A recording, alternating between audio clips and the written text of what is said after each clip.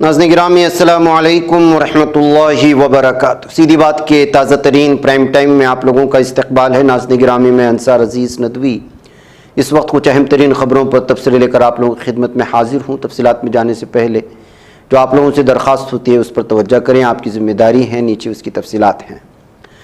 ناظرین گرامی، آج کیرلا سے بہت ہی افسوسناک جو خبر آئی وہ آپ تک بھی پہنچی ہوگی۔ کیرلا کے ایرناکولم میں کالا مصری میں واقع کنونشن سینٹر میں 3 بہت ہی بھیانک دھماکے ہوئے۔ عینی شاہدین کی رپورٹ کے مطابق کنونشن سینٹر میں یہوہ کے گواہوں کی دعائیں جاری تھی جب دھماکے ہوئے۔ ان دھماکوں میں ایک شخص کی موت ہونے کی خبریں آ رہی ہیں، جبکہ 20 سے زائد افراد زخمی بتائے جاتے ہیں جنہیں قریبی اسپتال میں داخل کرایا گیا۔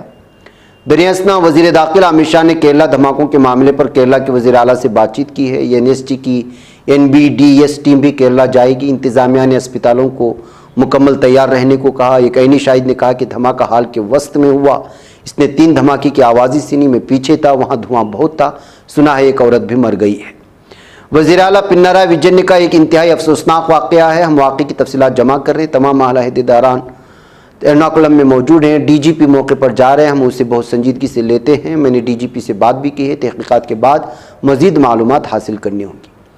ناظرین گرامی، اب شام ڈھلتے ڈھلتے خبر آ گئی کہ ایک آدمی نے جس کا ذمہ داری لے لی، اور اس نے کہا کہ ڈومینک مارٹن نامی شخص نے کہا ہے کہ اسی نے اس سبھا پر حملہ کیا، جو سبھا نامی گروپ ہے اس میں سے۔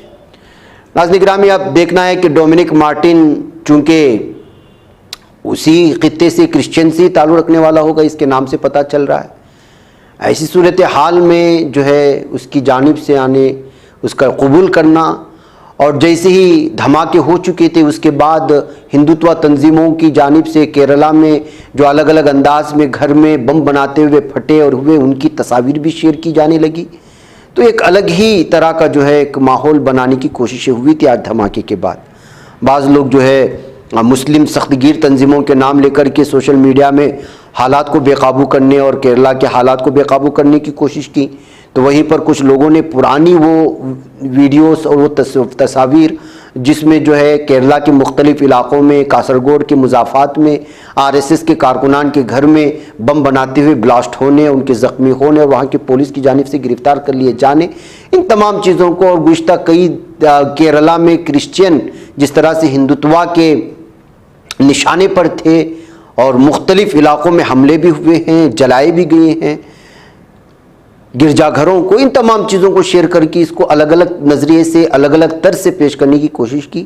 ایسے میں یہاں کے جو ADGP ہیں انہوں نے صاف اور واضح طور پر کہا کہ یہ ساری چیزیں وہ وقت سے پہلے بیان نہیں کرنا چاہیے، اور میڈیا ٹرائل ان تمام چیزوں پر چلانا نہیں چاہیے۔ کوئی بھی چیز بیان کرنے سے پہلے سوچنا ہوگا۔ انہوں نے صاف اور واضح طور پر کہا کہ اس میں تحقیقات چل رہی ہیں، اور خود انہوں نے کیا بیان دیا آپ خود اس کو سن لیں، اس سے آپ اندازہ لگا سکتے ہیں۔ اپنے غلط اندازوں کی وجہ سے سوشل میڈیا میں غلط طرح کی خبریں پھیلانے سے ماحول خراب ہو سکتا ہے، اور پھر الگ الگ طرح کی چیزیں پیدا ہو سکتی ہیں۔ Today morning at 9:40 a.m. approximately, there was an explosion in Zamra International Convention Center, Kalamassery, in which 1 person died and 36 persons are undergoing treatment as per our information. In that convention center, Jehovah Witness regional convention was happening, and all our senior officers, including the Commissioner of Police and others, are at the spot. They are investigating the matter. Our additional DG Law and Order is already on the way. He will be reaching soon, and myself will be reaching the incident place shortly, and we are examining all angles, and we will find out who is behind this, and we will take very stringent action. At the same time, I would request everyone to maintain peace, remain calm, and I also request that no provocative posts or hate posts should be posted on the social media. If anybody is doing such thing, we will take very stringent action against them also. Thank you. Preliminary investigation shows it is a IED device and we are examining it. तकमीली तलबीना ताकत, सेहत और शिफा के लिए सुन्नत और तिब्बे नबवी का बेहतरीन नुस्खा।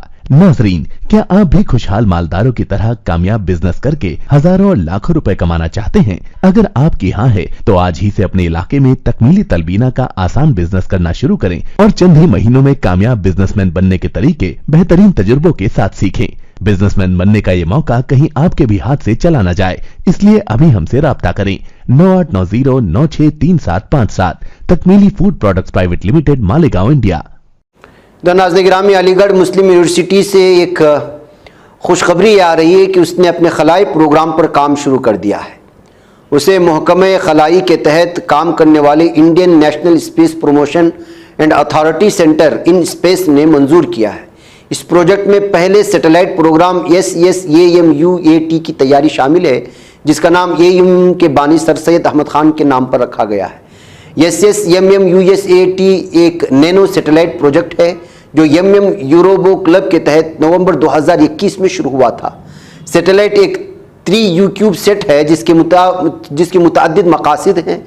बशमूल सैटेलाइट इमेजरी का इस्तेमाल करते हुए हिंदुस्तान के गरीब तरीन अजला में माशी तरक्की का मुताला करना और तेज़ी से मल्टीमीडिया ट्रांसमिशन के लिए अंदरून मुल्क तैयार करदा इमेज कंप्रेशन टेक्नोलॉजी का इतलाक़ करना।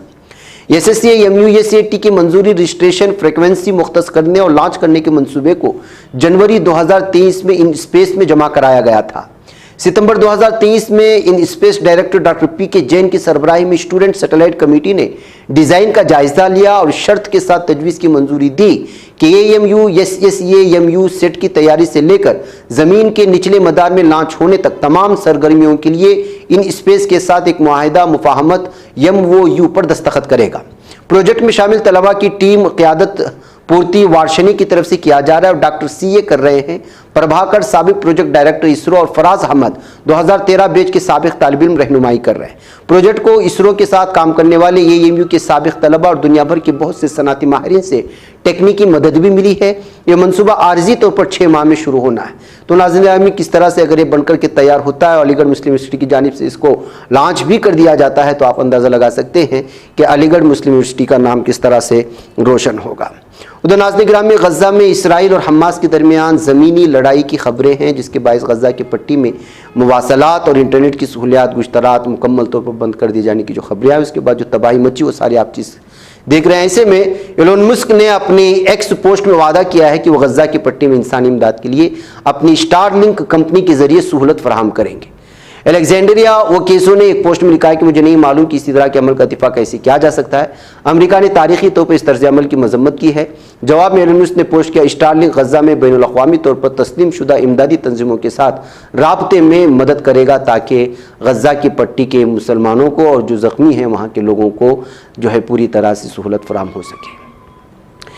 इधर नाज़रीन गिरामी, हमास इसराइल जंग के दरमियान में PM मोदी ने मिस्र के सदर को यानी CC को फ़ोन किया है, इस तरह की खबरें आ रही हैं और बढ़ते ख़तरात पर तबादिले ख्याल भी करने की बात सामने आई है। लेकिन CC किस तरह की सोच रखता है वो आप जानते हैं। वैसे मिस्र बताने को तो ये मुस्लिम मुल्क है, लेकिन अंदरूनी सतह पर ये पूरी तरह से जो है एक किस्म का लादीनियत से मरऊब शुदा मुल्क है, ये कहा जा सकता है, या फिर इस पर यहूदी कब्ज़ा किए हुए हैं, ये भी वाज़ेह अल्फाजों में कहा जा सकता है, इसलिए कि CC खुद यहूदी ज़हनियत का हामिल शख्स है।